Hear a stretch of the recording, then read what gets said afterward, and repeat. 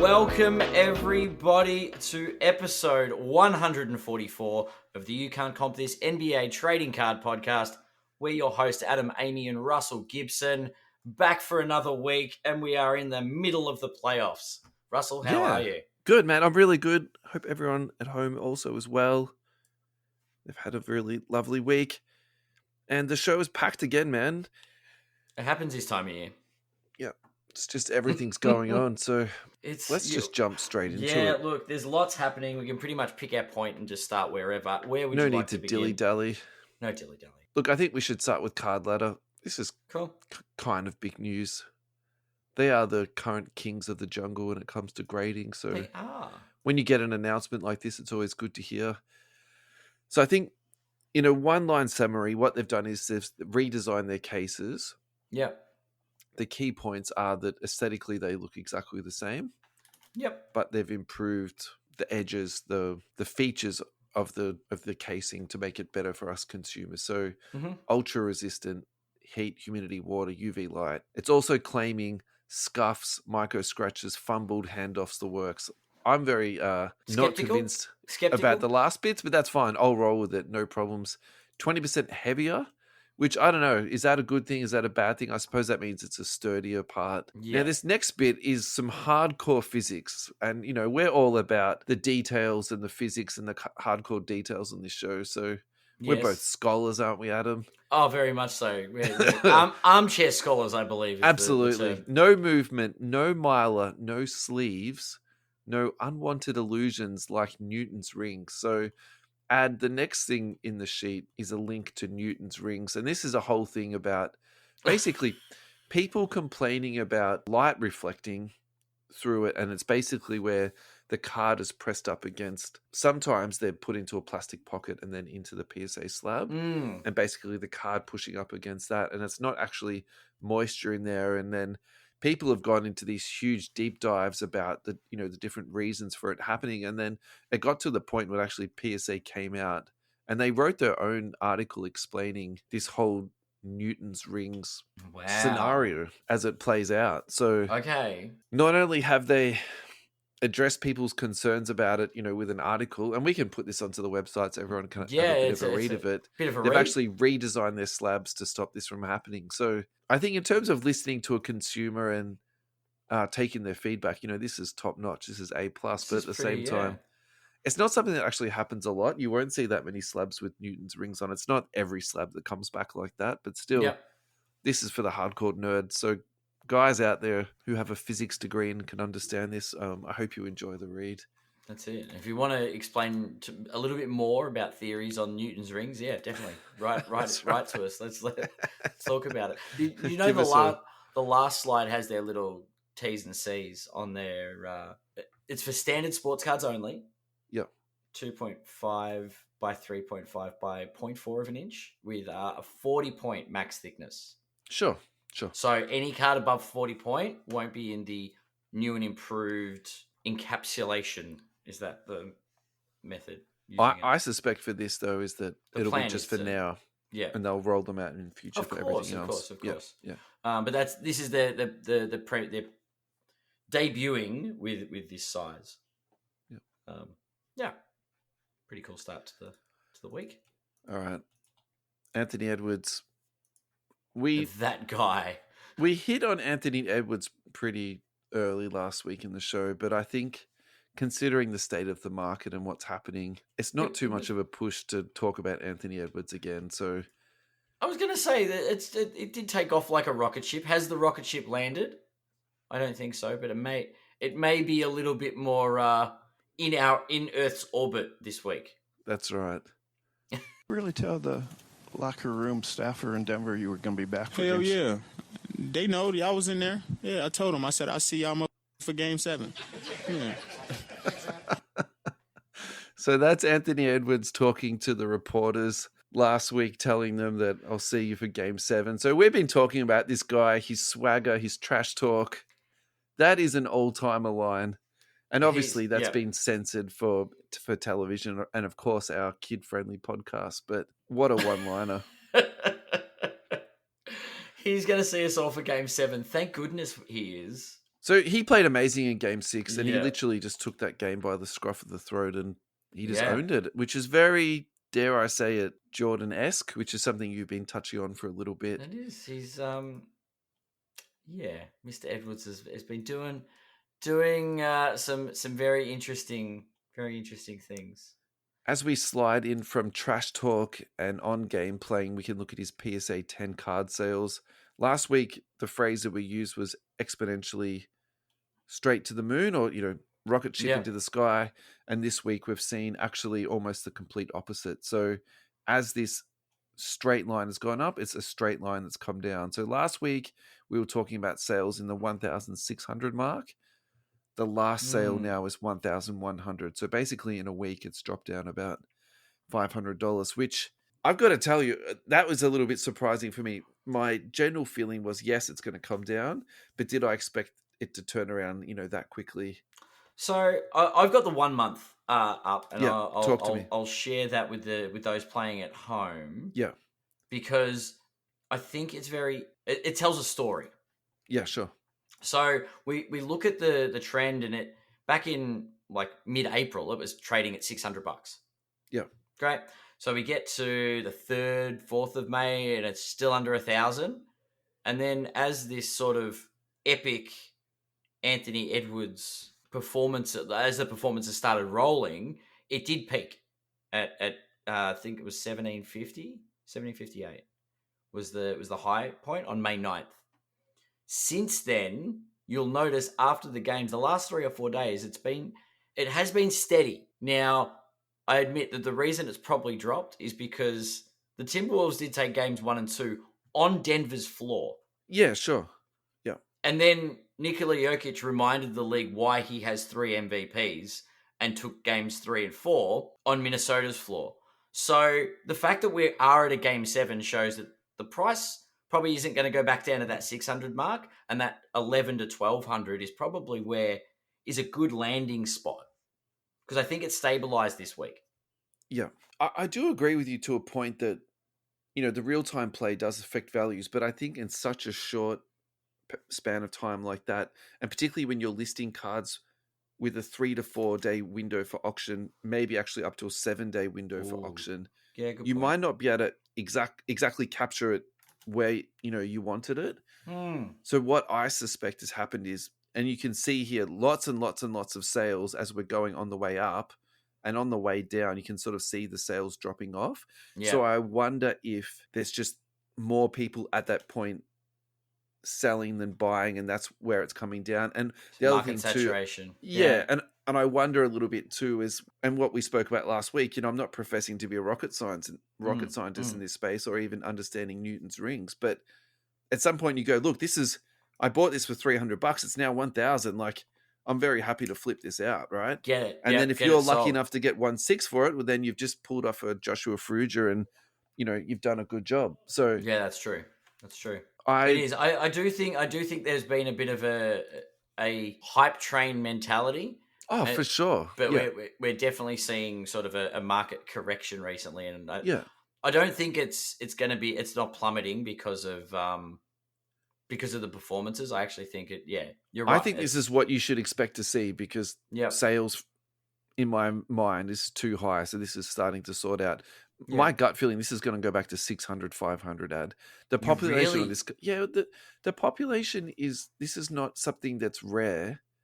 It's something that you'll be able to pick up every day of the week and on Sundays. So, do you know what I mean? So with our population problem, and it's one thing that I'm always on board I don't think it's a problem. I just think that it means that you can buy this card anytime you want, and I just don't see that you need to pay that much for it. Okay, because we all know who the biggest offenders are with regards to population. It's too early to start cursing the boy's name this early.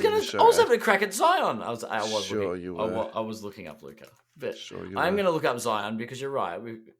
Zion's Luka deserves nothing but praise this week. I'm going to hold you to account on this. That's fine. That's fine. Yeah. I've got nothing but positive things. I think by being super positive, I can jinx him to losing the Western Conference Finals. Zion Williamson, population similar, right? 17, PSA 10. Who else? Jarace. I don't really have a point. I'm just trying to gauge what too high a population is. And I think Jarace's very similar to Zion, if not a bit lower. So yeah, all right, I will pick on Luka. That's fine. Sure. Not pick on Luka. We're just data checking. Highlight. Discuss. Yeah, this is a quick comparison, right? Silver PSA 10. There's more than 500 more. The population's 2,290 Sure. something. 2,295. Which is not that surprising considering he's a little bit older and a bit more popular in the card hobby space. Yeah. Yeah. Over 3,000 total gems if we're going to go back to the pop report. You can cite that, but yeah. I'm not ready for that to be gospel in my head. I still haven't ratified all that out. Much love, global. Ryan. Yeah. Yeah. So the total gem report is 1,800. So we're still 1,200 short of the Luka pop. So where are you going with that though? Like, why does that make you feel good? Does that make you feel bad? What's your thoughts? Well, Luka's sort of come down and settled at that 12 to 1,300 mark. Sure. And his pop count is higher. Yeah. So what I'm saying is I think Anthony Edwards should be in the same discussion skill-wise and elite player-wise as Luka Doncic. Yeah. Like, I think that what he's doing at the moment is justifying, like, his level of play. Yeah, cool. He's elevating to superstar level. So I think maybe that's superstar price. I'm saying this is going to come down to $500-$600, and that's probably where it will settle. Whereas you're in your head, you're like, actually, you could see this coming to around that sort of $1,000 mark. Yeah, that $1,000 to $1,200 might be mark. Yeah, cool. Yeah, okay. No worries. That was the experiment. It wasn't a dig at Luka. Not yet. Totally I'm holding that one for later. Another one I found of Edwards, which, to be honest, I like this more than anything that we've spoken about so far, is the blue number to 199 PSA 10. That last sold for 7,800. In terms of obviously the grading, the color match, and then also the scarcity, this ticks a lot of boxes for me. Obviously, price point makes this a lot more difficult, but I think in terms of collectability, something that you just put into your safe and put away forever, like this is the type of card that has got that written all over it for me. So I've got a question about the color match now because I'm talk to me. Is the green? Have you seen the Timberwolves lime green thing? Is the green prism prism a color match? I've got a Wolves t-shirt with that bright lime green lettering on it. I love it. Yeah, so I'm a total tragic for that. I mean, the green's not the same on the. There is prism. A fast break lime green, but there's the prism green that you're talking about from retail. No, that's not a color match. No, but the fast break lime green, I'll buy that. I'll accept that. Do you know what? In Select, there's that horrible ultraviolet lime green. That is a genuine color match. Now we're talking. That would be I'm putting that into the run sheet. Yeah, I like that. that. We're looking for it. For it. All right, let's go. Let's go to a break because we are trying to break things up a little bit differently this week so we can facilitate the radio show, which is a perfect time to thread in centralcoastradio.com. Please check them out. We are on 10 a.m.s on Thursdays. Yes. We are also on Tuesday nights too. Nice. 11 p.m. to 1 a.m. We're trying to get the US market in that. We play songs, we have the radio show, and then if you like some of the other content, hang around and see what else is going on Central Coast Radio. Yeah, it's a lovely little station, and we're really happy to be on board with Central Coast Radio. So, sponsorship-wise, the Bangman, their gold edition from May has completely sold out, so congratulations to Team Bangman on exhausting their allocation. They do have the May bronze edition left over. Prism Cello, Prism Blaster Pack, Mosaic Fanatics Blaster Pack, Optic T-Mall, Flux Blaster, Select T-Mall, Select Fanatics Blaster Pack, Hoops Premium Mega Pack, Hoops Blaster Pack, Chronicles Blaster Pack, complimentary sleeves and top loaders in each box. Payment ID, PayPal, Afterpay, ZipPay, they've got it all. Contact Amir on the Bangman Instagram, Facebook. He will take care of you. Customer service is A+. Check them out. Still bronze edition. I want some. Okay, we're back. Thank you so much for coming back. We hope you enjoyed the break. Adam, should we talk about GameStop? Yes. Well, if you don't want to go to your friendly local trading card store, apparently now you can go to your local GameStop if you're over in the States and they're accepting trade-ins. So I'm trying to think of the Australian equivalent of this. I think probably the easiest one to say is EB? yeah. EB So Games. the equivalent is that EB Games are now accepting cards for trade and for cash. Imagine Now, the that. really interesting thing about it is not all of the shops are accepting trades. Okay. And then people on Instagram have been going off on this a little bit. So basically the deal is you go in, you don't negotiate with somebody, they take the card, they have to be PSA graded, and then there's a pricing index in their computer system, and it says, we will offer you this many dollars for this card, or this much trade in for this card. And then you have to then decide, I will take it or I will not take the deal. Basically, that's it. So there's no one standing at the desk, checking comps, negotiating with you. It's literally you versus the database. Wow. Would you be interested in something like that? It depends what I'm selling. I'm probably not taking my Kobe's down, like my Kobe rookies down to offload. Yeah. You know what I mean? There's a comment actually in the in the IG post here that where are we? There's heaps of stories online about this, so you basically just need to go on and just find something and read it. And Yeah. look, you'll find different sources to what I've just said. I'm sure that there'll be someone that for said sure. the total opposite what I've They just found. But like there was a manager of a store that was basically an area manager that was like the max they can offer you is $500 because of certain like controls they have. Yeah, sure. So they can only offer you a certain amount of money, and it's very rigid. So yeah, sure. I wouldn't be expecting to take a $200 card into, and we'll use the EB example, like into my local EB, and expecting to get full value or even half value. There'd be a formula of sorts, and the member of staff would have to comply with whatever policy they have. Oh yeah, it's literally just like in a website spreadsheet. says X. Yeah, I like this for the fact that in the back of your mind, it's always nice to know that your cards have value and you can trade them in for, cash or something else. So, I like this a lot. I suppose where I'm wondering where this is going to end up, does that mean they're trying to get more into the card space? Does that mean in the future they'll be doing deals with Fanatics and they'll be doing distribution through their stores? Like, I'm just trying to think of what the angle is sort of outside of... Surely there's some goings on with our friends at Fanatics, yeah. And I don't want to sound like a pessimist about all this, but it just seems to me at the moment there's a lot of angling and sort of behind the scenes stuff where everyone wants to get into bed with Fanatics and just see, where it takes them. So anyway, I think we don't need to talk too much more about that. No, it's interesting. I'm looking forward to the day that EB is accepting it because I'm curious to know what would happen. So this next one actually was born out of a chat room that I'm in. So this is 100% credit to Zebulon Campbell. So Zeb, thank you so much for letting us share this because the response we've had has been fantastic. So very, very simple question. Do you want a Kaboom or do you want a blank slate? And I didn't choose this year's blank slate being the black one because I know a lot of people aren't that fond of it. So I chose the classic blank slate. I chose this year's blank slate because actually I don't mind it. And for the example that I used, it was 2 Anthony Edwards cards. So it wasn't about player versus player, one player in a Kaboom, one in a blank. It was like I tried to make that as clear as I could. And I thought considering how hot Anthony Edwards is at the moment, I thought that was also very appropriate.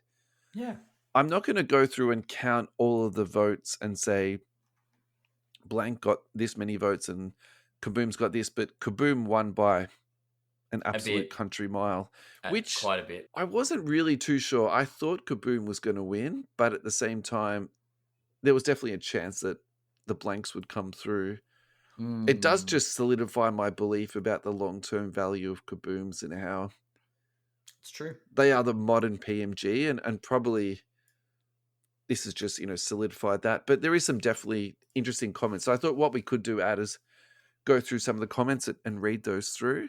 Yeah. Like we've got comments. Yeah, there's from where are we? Is this on our group? Yeah. Let's read. There's a lot of one-liners or one-worders, but some people have put in a bit of time and thought into it. So agreed. Let's go through the comments that have got. I'll do Instagram and you do Facebook. How about that? So all right. SWAT team cards, blank slate, love the clean look. Kabooms are too busy for me. Yeah. And I think that is very much probably where the line is drawn. And actually that summarizes it so beautifully, doesn't it? Some people just find them too busy. Whereas I think on the other hand, the thing that people love about the Kabooms is that busyness, that explosiveness, that in your face. So, yeah. That's what it is. You've hit it in one. I've got Timothy Price on our Facebook group. I'd personally go with the Kaboom. While I appreciate the rarity of the Slate, it's still from a retail product. I think the hobby exclusive Kaboom will be better. Do you think that matters though? Where it's from? Yeah, because so is that a market cap, like a rarity thing though? I think that's true to an extent, but I think they've printed I think there's a lot more case hit Kabooms than we probably realize. And I think the next couple of years, that's really going to show up in the pop reports in terms of PSA. Where I would definitely push back on that is that actually a case of blasters, if you're paying retail, is probably about the same price of a case of Kabooms. Like, you know what I mean? Like for sure. They're selling for $300 a piece. Oh no, my numbers are a bit out here. No, so Crown is still more expensive, but it's not like you're comparing like a true retail product. Like the price on those Court Kings blasters are quite expensive. Quite excellent. You're right. You've got a very, very valid point.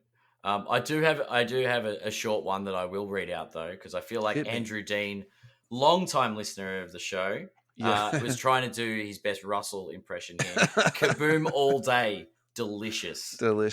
Yeah. You got another Instagram one there? Is there any?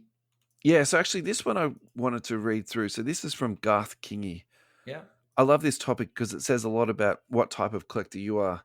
For me personally, Slate is a bit too basic as a collector. I remember back in the 90s, my favorite inserts were the Block Party and the Fireballs. I love how the Kabooms just pop with a mix of different colors and effects. So yeah, that's definitely great. Cyril Q, I've owned both Slates and Kabooms. I've just had a personal liking to shiny things, I guess. Favorites are from 20 to 22 too. And look, maybe at the end of the day too, that's just what we like. We like big shiny cards and, big shiny cars, something like this, right? Yeah, this is true. This is true, right? Yeah. What have I got? I've got Scotty James has said blank slate. They're just so clean. Anyone on the blank slate train? What's your personal favorite, Ad? What do you go for? I'm a Kaboom. Yeah. I do like a Kaboom. Jeremy Grindle, Kabooms, tick. Closest thing to the PMGs of now, as you did state. Yeah. And then, Joe Fu, Kaboom, hands down. They'll age better as people can't resist shiny cards. And the other thing too is, do you own a Kaboom or a blank slate? Do I own one? Yeah. I have one. What do you got? I've got a Scottie Pippen Kaboom. Yeah, right. That's right. I wasn't too sure if you had a Kobe or not. Yeah. I don't have a Kobe. Kobe's on my want list. Yeah. Yeah, I'd like to own a Kobe Kaboom. But yeah, I picked up the Pippen, the last hobby hangout we were at. All right. God. Are we still on the hunt for Kabooms that are like value price less than $200? 100%. Yeah. Have you got an update for that? I do not. What was I supposed to update? Have we seen any? Oh, that was that. You're referring to the post that someone was asking to buy Kabooms for $200. Yeah. Oh God, no. Have we found any? No. Not that I have been spending my life dedicated to this cause, but no. No, just in passing. No, any Kabooms going for less than $200? Passing. No. Sorry, I was very slow to pick up that ball then. What you were referring to. All right, I think what we should do is just take this time to introduce the next part of the show and what I was hoping to do today. And then I think we will have our second break.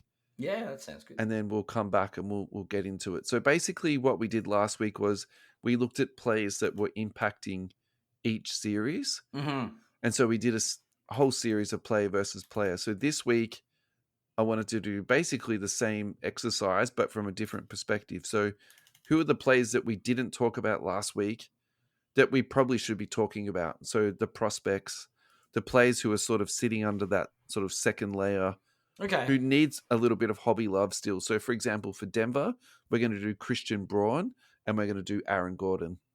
Is it Braun or Brown? I thought it looks like Braun. But they say brown on the telecast. Do they? They do. I always thought they say Braun, but with an American accent. That's possible too. It's But now I'm curious. I can't confess to you that my strong point is pronunciation of complex names. Players' names. So that's all right. yeah. I just hear things and I'm like, this is interesting. Now I'm getting stressed out about saying Eamon Thompson. Is it Armin or Eamon? Could be Armin, could be Armin, could be Eamon. That's right. Like, could be Omen. Who knows? Anyway, that's what we'll get to after our next break. We'll be right back. This next ad break is brought to you by Slambox, Australia's best value basketball repacks. Visit www.slambox.com.au to check out the latest series or join the Slambox Facebook page and message them directly. Slambox features big-name autos including Giannis, Zion, LaMelo, Banchero, Chet, Ja, Tatum, and more. Super short prints, case hits from a variety of different products including National Treasures, Flawless, Noir, Immaculate, Impeccable, and more. Slambox has different tiered product levels to cater for all budget levels and collector preferences. Thank you, Slambox, for your support. We are back. Thanks, everyone, for coming back. Adam, thank you for coming back. I couldn't do this without you. Well, since you told us what was happening, I didn't want to run out. Leave. I didn't want to leave. I'm tempted now to stick around and talk about players we didn't talk about. Alrighty, so really the genesis for this whole segment came from Christian Braun. So when I was watching Game 5, I thought Braun played an amazing game. I thought off the bench he brought excellent defense, and I thought he brought enough scoring that, he's really solidified his place in the rotation now.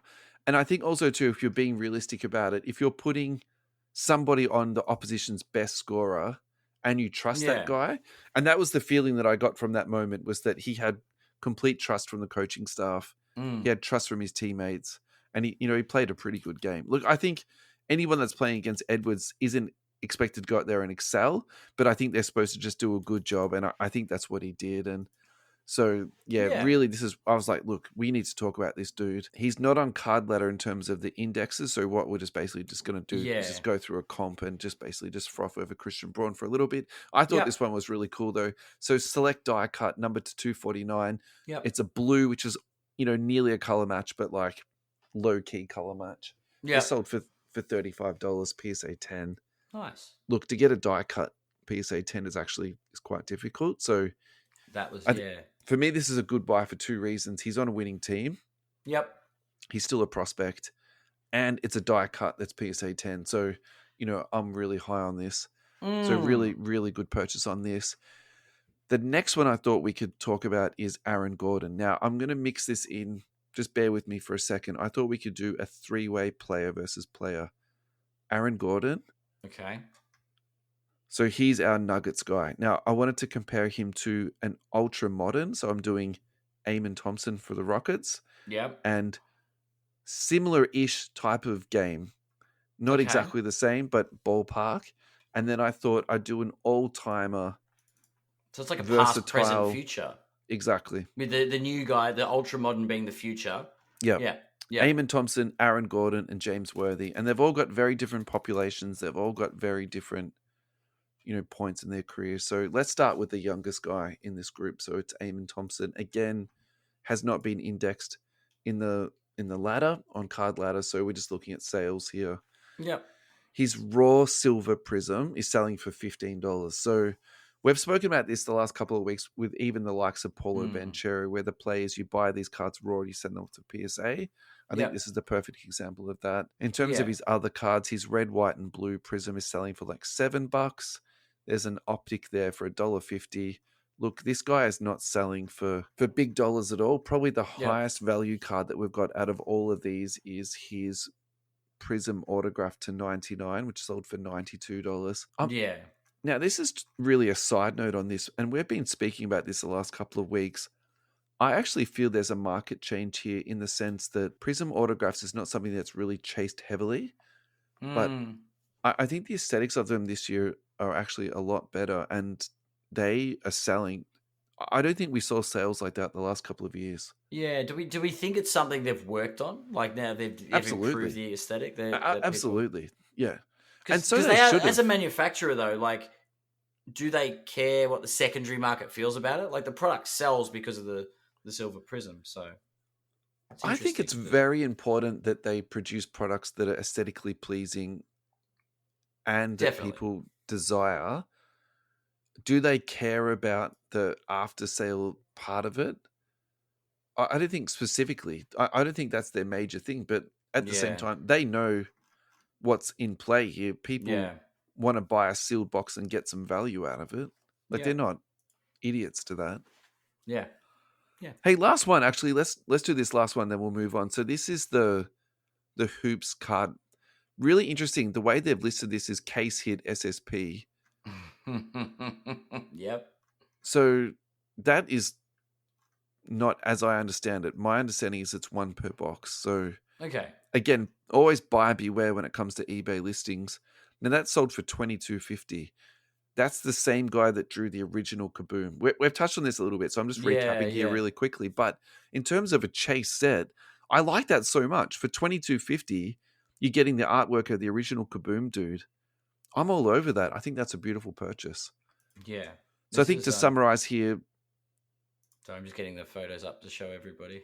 But prospecting here on a very affordable prospect. That's where we're going with that. Now, the next guy is Aaron Gordon, who is in Card Ladder. Thank you, Card Ladder. Thanks, Card Ladder, for having Aaron Gordon here. Silver PSA 10, last sold for $120 USD. Now, you're going to froth over this ad. Population on this is 37. So, for me, is this a buy, hold, or a sell? I love this as a purchase. I think this is fantastic. I think this is a very be a very prudent sale. It would be better. Yeah, Aaron Gordon. I don't know. I wish he in my mind he's a dunk competition person, and now all of a sudden he's this role player. I think he'll go down in history, and it might be worth the investment. It's not big money. So maybe the better comp here is say Aaron Gordon to Robert Horry, where I would probably say Aaron Gordon's a little bit better than Robert Horry, but Horry was the ultimate role player who just went on to win 7 championships. I don't think he's going to get to 7, but he might get to 3. That's not unreasonable to say that. Yeah. I think he's an amazing role player, and he's almost one step above a role player, but not a star. I don't know what you would even call that. All right, so where does Aaron Gordon rank in this Denver unit? And I mean, they're a pretty well constructed. He's the number 3 guy. He's the number 4 guy. He is their clear number 3. He is the clear number 3? Yeah. Okay. Murray is definitely number 2. I'm not even going to say who's number 1. Porter Jr.? 4. You reckon? Absolutely. Okay. Yeah. Okay. Earlier through the season, I would have said Michael Porter was above Gordon as far as where they rank. But you're right. In the playoffs, Aaron Gordon's really stepped up and playing a very vital role. In terms of team importance, I think I would put Porter Jr. and Gordon in the same sentence. But I would say that Aaron Gordon, in my mind, is more valuable because he can rebound, defend, handle the ball a bit better. Whereas the thing that makes Porter Jr. so special is his shooting. I just feel like anytime you leave him open, that's just bottom of the net. There's not that many guys in the league I feel like that about. Yeah. All right. Then our last one is James Worthy. So how this is going to play out in our true comps here is, it's a little bit unknown, but still it's kind of a cool one. I thought it's always good to look back at some old school dudes. I love James Worthy, but I would also put him in the same sort of thing as Aaron Gordon. Agreed. Just a really good role player, and he was a really good, number 2 or number 3, wherever you thought he was on that team. Sure, yeah. Base PSA 10, 1986 Fleer, pop of 134. So it's still higher than what Aaron Gordon is, but it's not outrageously higher. Not outrageously. It's a very popular set. This 86 Fleer, $2,395 US dollars. The last sale on that. Yep, and that. Last sold May this year. So there was one sold recently. Of all those 3 cards, Ad, what would you say is you would be looking to buy the most, or you'd be looking to sell the most, or what do you feel the strongest about on those 3 cards? What do I feel the strongest about? I'd probably go the Worthy because of my Lakers affiliation, but yeah, okay. I do like the Gordon at that price point. At that price, me too. That's how I feel. Yeah. Like that looks like a pretty nice little buy. But I mean, PSA 9 of that last sold for $300. So yeah, the James Worthy. So I'd probably even think about, but that's got a higher pop. Yeah, I don't know. The Aaron Gordon's probably where I'm at. Okay. Although, no, Thompson. I think there's pros and cons for all of it. Obviously, James Worthy's career is set in stone. Aaron Gordon's a lot of the way through his career. And Thompson hasn't yet really shown us what he can do. Yeah. So I guess prospecting wise, you'd take Thompson, but James Worthy if you want stability. So this next one is for the Pacers and the Pacers fans. And actually, I'm enjoying this one for myself, for my own sort of learning, really, because the general consensus on the Pacers, I think from the commentators who are intelligent, so the Zach Lowe's, yeah, the NBA DraftNet guys, et cetera, is basically that, they've had a pretty good run. If they get to the next round of the playoffs, it's not so much that they're a fantastic team. They've had some really good injury luck. And so where does the improvement come from this team? Now, do they go out and take a big swing to get like another big player to come in? Or do they question, yeah. Or do they just keep playing the patient game that they've been playing and just sort of keep building up? Or is they're going to be capped out between Spicy P, Tyrese Halliburton, and maybe a Miles Turner extension? Actually, is all their money spent? So the improvement has to come from within. If that is the case, so last year they took Jarace Walker at number 8. At number 8, you should expect the absolute bare minimum to be a rotation player, if not a starter, if not an all-star / 20 points per game. So I don't know a lot about this dude. Like, I'm not going to lie to you. I feel like I watched a reasonable amount of Pacers last year, but he's not someone that's, coming to the forefront of my mind, screaming out. So yeah, in my head, this is a deep prospect, but I like this type of good prospecting in that, he's on a good team. He's coming from a high draft pick. And let's think about somebody else that came from this similar stock is Jonathan Kuminga, right? True. Jonathan Kuminga should have, on any other team that wasn't the Warriors, he would have been playing 2 or 3 times the amount of minutes that he was playing in his first couple of years. Yep. Now, actually, he's coming along quite nicely. So very much so. Yeah. This is true. Look, I like this dude. Looking through his sales, it's also kind of exciting too. So number to 199, which is the blue, that sold for 26 USD. That is an absolute bargain, particularly if this guy, comes through and, actually plays really well. Yep. This is from Select, so it's a little bit trickier to comp out, but at the same time, it's still here. So number to 99, the pink ice that sold for $4.25. So you're sort of getting a bit of a gist here. Like, this is all dirt cheap. It's all dirt cheap, so it's deep prospecting if you want to give it, Yeah, but at the same time, I feel like this is easy money's not the right word, but this is kind of like a smart play because, high draft pick on a good team, it's gonna come through. Yeah. Choice rookie for $199. Okay. So maybe this is the better question. Do you buy in on someone like this? So I've been buying Herb Jones because Herb Jones is kind of the same price point.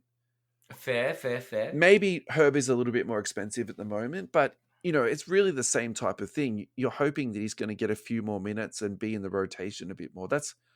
And a little bit of obviously improvement from his end, but yeah. I don't know. I think prospecting at that level is always a bit of fun. Like it's not too much of a risk.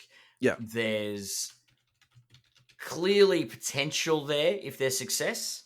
Yeah. And it's even if the needle moves a little bit, it's still. Did you say the noodle? The noodle. I started with noodle and then I said needle. I'm sure I said needle. This is not a cooking show, Adam. Isn't it? We could do food. Well, look, they're a bit. I don't know. Anthony Edwards has been cooking. Alrighty, let's do Miles Turner. Miles Turner. No one talks about Miles Turner. No, and I think it's one of those things where I think he's an acquired taste. We talk about bigs have to be dominant, right? To be sort of, and Miles Turner just goes about his job, and there's nothing wrong with that. But hobby wise, I struggle. What have you got for our friend Miles Turner? Well, just to add to what you just said, then it's true, but also Indiana doesn't get a lot of national media. And I Yeah. think people are watching the playoffs. They'll be seeing the game tomorrow. Well, tomorrow's game is pretty. Isn't this like the 30-year decider? Yeah. From 1993 and 94, or was it The Reggie 94, Miller 95? choke game, absolutely. Yeah. This is it, and it's at Madison Square Garden. Yeah. And Reggie will be on the commentary team. This is going to be great. This is great exposure for Halliburton. It's great exposure for Miles Turner. I think it's nothing but good news for their card value. Anyway, look, I think the market agrees with what you're saying though with acquired taste. So 2015 Miles Turner Ruby Wave number to 350. Yep. PSA 9. This is PSA 10. I lie to you. That sold for $52. So basically for nothing. Yeah. For anything that's numbered PSA 10, you're expecting a much higher, return on that. A silver 9, that's where I got confused with the 9 and 10. That sold for $12. So basically, so if you're a long-time Indiana fan and you want to collect this team, you're not. Yeah, that's right. Getting some if you're a Turner PC stuff. guy, this is an absolute dream for you, isn't it? Yeah. But I do find that in the hobby, people do collect their players from an era or a team. Sure. Or do you know what I mean? Like if this Indiana team is the beginning of something bigger for the Pacers, right? And you're a Pacers fan, picking up a Miles Turner rookie card for your little display tribute to the 23-24 Pacers, not going to be problematic. The Halliburton might be. Yeah. But definitely not the Turner. Yeah. Alrighty. Why don't we have a break and we'll come back and we'll do the Celtics. Let's do it. And we are back. I'm feeling energized, feeling refreshed. Let's bust into some Celtics. So can't say I'm excited to talk about the Celtics, but yeah. Well, you have to be for this segment, Adam.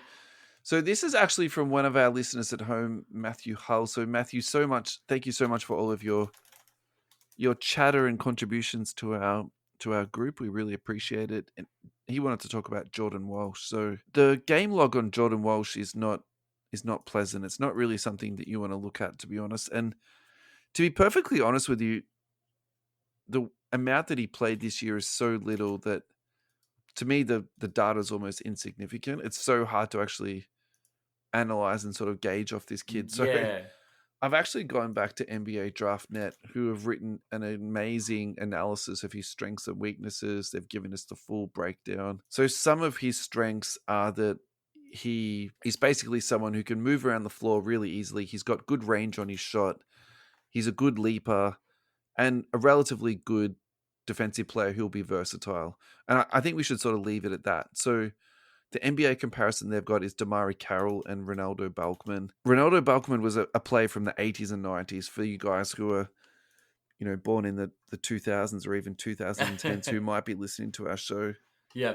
Google this guy because he used to shoot from some crazy distance and used to put buckets together really quickly. I do remember that guy. Look, I got to be honest with you, mate.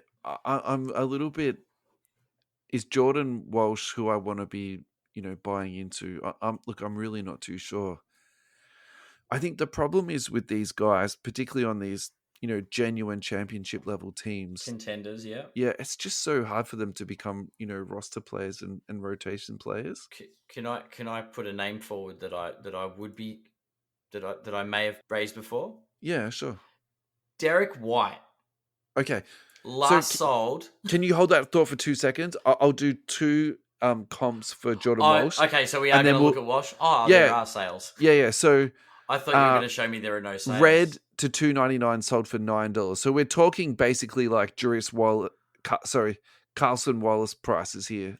Yeah. What's his name? The guy from Indiana. Jarace Walker is what we're... Jarace Walker. Yeah. It's a very similar sort of prices, right? It's a deep cut. And if I go even, to do a comp between those two, well, then I am definitely going for Walker and I'm not looking at Walsh at all. So Crown Royale photo exclusive number to 17 on card autograph for $53. So we're talking again here. What? Yeah. Okay. Yeah. All right, do your Derrick White thing, mate. Derrick I know White you're busting to put love on this kid. Silver PSA 10 last sold for $75 US. This is a guy that is not the number one, not the number two, not even the number 3 guy in Boston. It's the only one I'm going to talk about in Boston Okay, hang on a second. because he's a Spur. Sorry, who's number 1 and who's number 2, first of all? Tatum. Because that's not clear cut. It's Tatum or Brown, 1 and 2. Okay. Yeah, hang on. Which one? Which one do you say? Tatum. Okay, sure. Yeah, so number 2 is Brown. number 3? I don't know who number 3 is in Boston. I think Because now Porzingis is out again. Well, I'm telling you, Al Horford's not the guy. So maybe Derek White is. Is maybe, it your boy maybe number he 3? is. Yeah. Maybe he is. Yeah. Well, so at 75 USD, is he a buy, a hold, or a sell? I don't like him still. You're not changing my mind about this guy. I like no one cares about Derek White. I do. I care deeply. No, I don't. I just think he's a product of the Spurs system. He should have ended up in not Boston. He's underrated, and I think he's a real reason that they are where they are. And that $75 price tag is well earned. Well earned, Derek White. So you can have 1 Derek White or 2 Miles Turners. Is that what you're telling me? Do you think more people know about Derek White or Miles Turner in the league? Look, I'm probably just being ignorant at this point, but just to be annoying, I'm going to take 2 Miles Turners.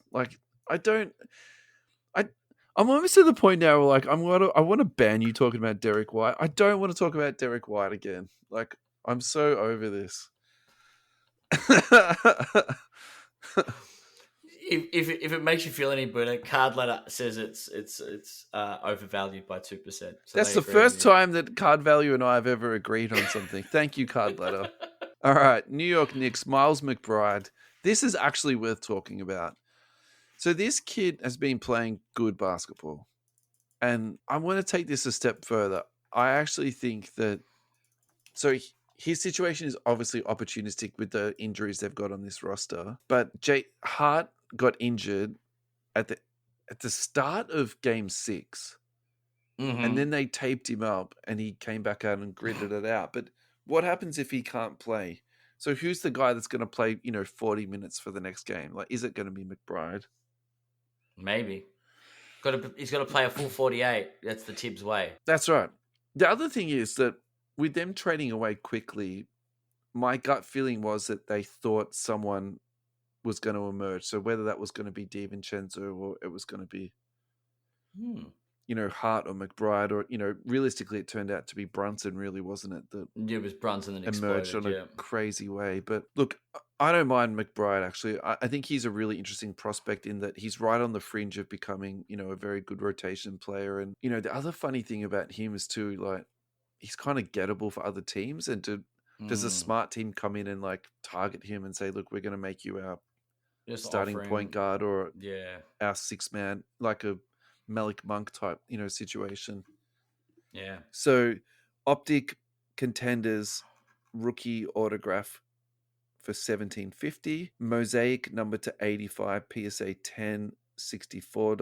Panini autograph, Prism autograph, PSA 9 for $83, which is way higher than what I was. So some of this stuff is actually going for more than probably what I was expecting. Well, this is the difference between being a small market and a big market, right? Yeah, for sure. So if you scroll down, 20, 21, 22 Panini flawless rookie patch auto number to 25, $144.90. But that's peanuts. In the scheme of things, I would rather spend the extra $60 and pick up that flawless than take home that PSA 9. Would you take the number to 90, the number to 99 horizontal? Well, the 25 for $144, that's delicious. Yeah. Then you've got 51 for the number to 99.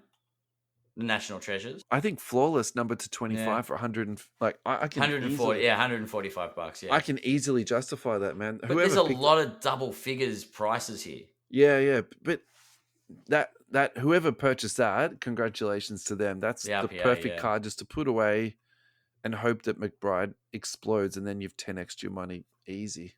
Honestly, anyone else you want to talk about on the Knicks? Just Thibodeau.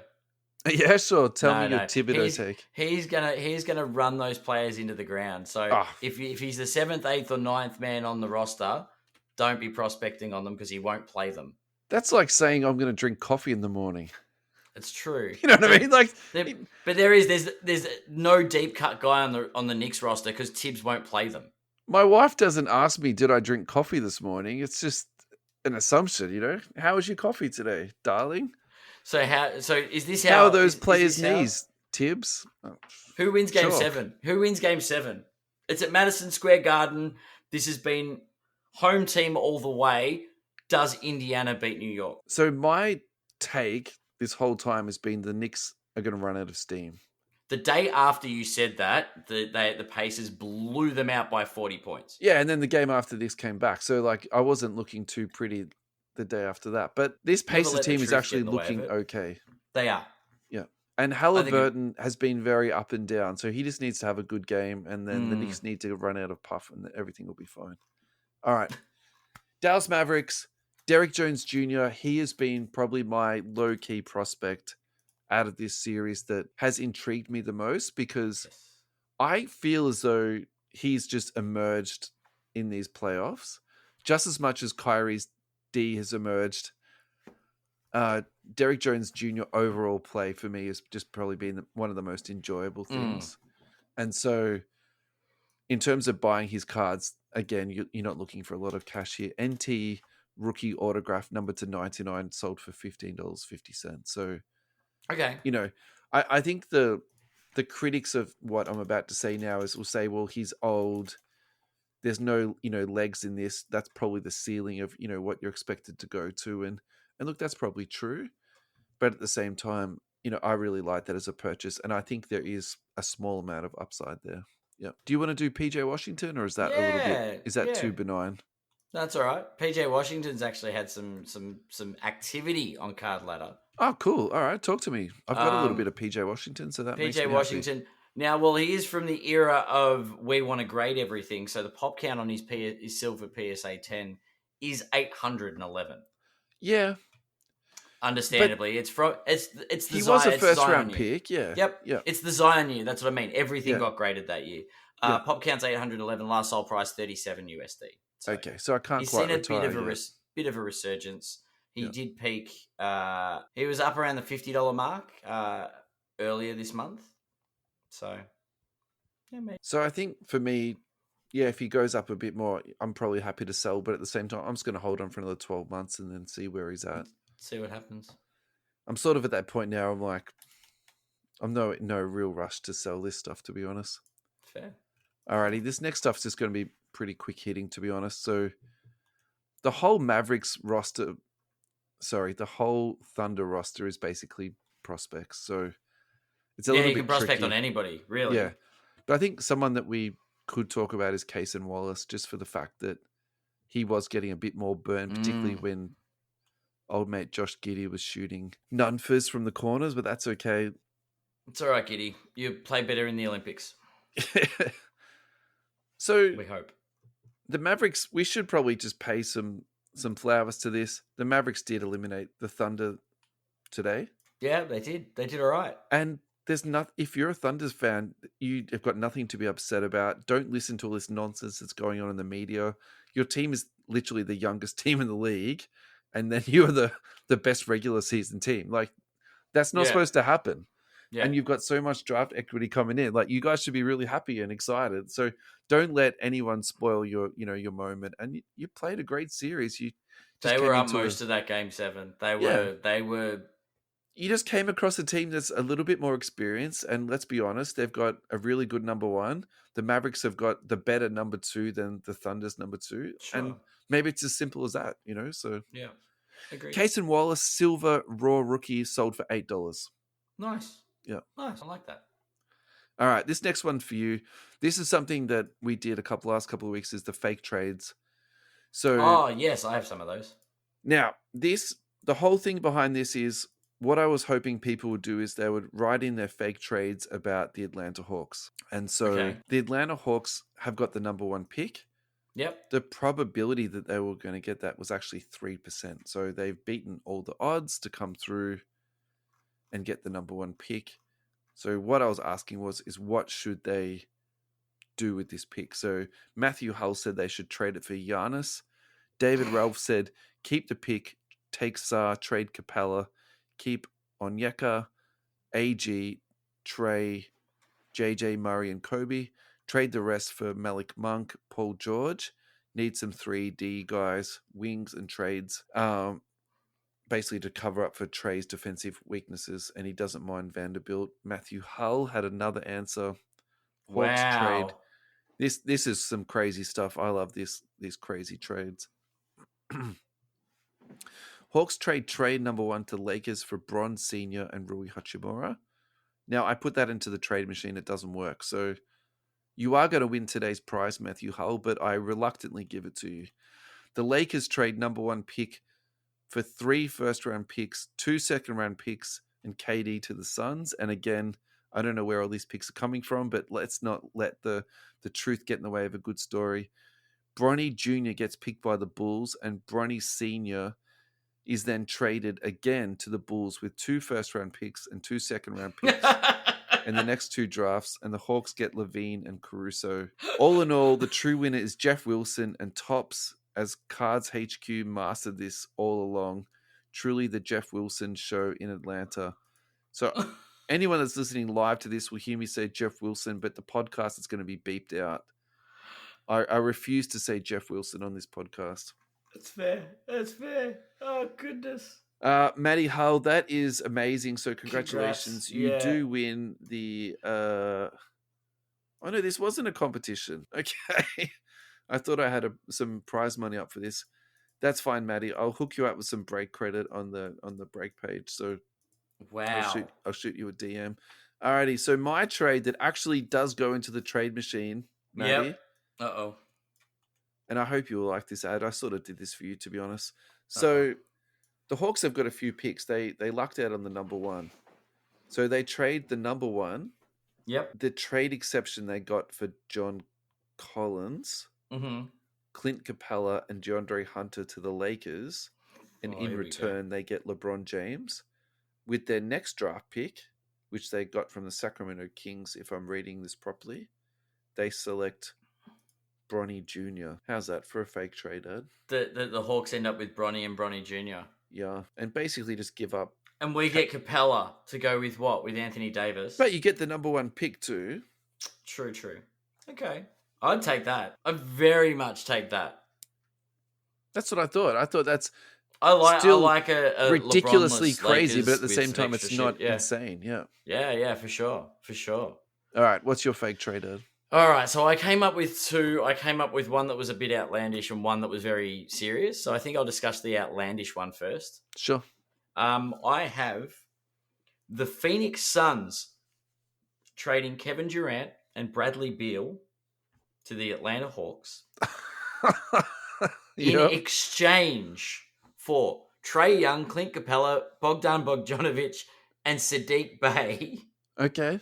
plus 2 first rounders, one of course being the number 1 pick, and a second rounder in 2025. Okay. And did that go through the It trade goes machine? through the trade machine. I actually thought Bradley Beal was impossible to trade, but you've proven me wrong. I did have to get rid of extra pieces. So, so yes, that's why Bogdanovic and Sadiq Bey were on the. It was a part of a sign and trade. But yes, the way the Hawks get KD is if they take Bradley Beal as well, and then the Suns get rejuvenated with obviously Trae Young, Capella, and some role players. So I don't know. And then they restock up on their trade pick, their picks. That is a bit crazy, and I don't think. I think Atlanta says no because I don't think KD's as enticing as he used to be. Yeah. The more serious trade that I thought might be considerable. Yeah. Is, and once again, Trae Young comes into the picture. So the Hawks trade their Trae Young and their first pick for Zion Williamson, New Orleans' first round pick from next season, and Dyson Daniels. This also. So they swap picks, 24 and 25, basically. Zion ends up being a Hawk. Trae Young goes to the Pelicans. Okay. I don't know if that makes the Pelicans better. I don't know if that makes the Hawks better. Interesting. But it's like, what kind of team would need to upgrade or would have personnel do you know, it's something they might want, that Atlanta might want. And I think Zion might be a piece. The Hawks have to do something now. Like they have to get rid of one of their pieces. It's either got to be fortuitous luck. They have to either unload some of that bad salary Murray or they've got Young or have improve. to go. Yeah, One of the point guards has to go. Something has to happen because it's such a great opportunity. Yeah, All right. although it's not a great draft, so I don't know. Yeah. That's the problem. But still, to jump up the draft board that high, that's Sure. congrats to Hawks fans. All right. We haven't said the words Wemby tonight, which I'm feeling a little bit disappointed about. So Sure. I'm going to fix this melody. You fixed it. You just said it. Wemby. Card ladder eye-catching sale. 1 of 1 Monopoly card sold for 20,875. BGS graded to an 8. Now, I am going to say this is a very strong buy for the following reasons. It's a 1 of 1. That's It's graded to a reasonable level, but I'm going to put this into the category that even in the worst sets, there's one card that's worth purchasing. And I'm going to make the argument that this is the one card that is going to be worth purchasing, keeping in mind Prism, the true 1 of 1, so been selling for $500,000. Yeah, that's true. I think in the context of that almost alone, I don't see this going down. I think this will just slowly trickle up over time. Whereas those ones that have sold for $500,000, to be honest with you, I'd be very worried in 2 or 3 times they're worth $400K or $350K. Albeit they're not going to be sold over like Silver Prism. So you might not ever know what they're worth for another 10 or 20 years, but It's not a bad that's where I looking sort card, of, though. yeah. It's not a bad looking card. Final thoughts for today's show, Ed? I'm excited about the playoffs, the conclusion of the playoffs. That's right. We're at a point now where Nuggets Wolves tomorrow, can't miss. This might be one of our last little prospecting things before we start talking about some big boys again, like some serious. We can go back to big boys next week. Well, it's what's happening with these. Look, I think my final thoughts are: yes, you'll hear more about my thoughts on one Luka Doncic once we see where this journey ends. Because I've been saying it all along, he needs to win to increase his market value. And today they won. They are now in the Western Conference Finals. So Luka is on his way to competing for a first ever championship. So we'll see. On a scale of 1 to 10, were you impressed with his play in Game 7? I was impressed that he kept his cool. So apparently, the sooking to the refs has become a real problem. They teed him up early though, didn't they? Yeah. It was, I think he couldn't really sook anymore. I think that was it. That was the plan. It's like, all right, we've had enough of this from LeBron. We know how to deal with it. Yeah, that's right. Tee you up early. That's it. Have a nice quiet game. Yeah, that's it. But look, as I said, all props to the guy. Congrats to the Mavericks. Commiserations to the Thunder. I think the game sevens that are coming are going to be absolutely phenomenal. And yeah, looking forward to the Western and the Eastern Conference Finals. It's going to be exciting. I'm not saying commiserations to Thunder fans. They've got like the best young team in the league with 30 first round picks coming in. They lost today. Let them have a day of mourning. Boo hoo. Come on. Fair enough. Congratulations, Thunder fans. That's what I say to you guys. Have some more first round picks. Yeah, that's right. You've had an amazing season. Congrats. Yeah, they did. Thanks everyone for listening. Thank you, Central Coast Radio listeners. Thank you, podcast listeners. We really appreciate you all. And we'll see you next week.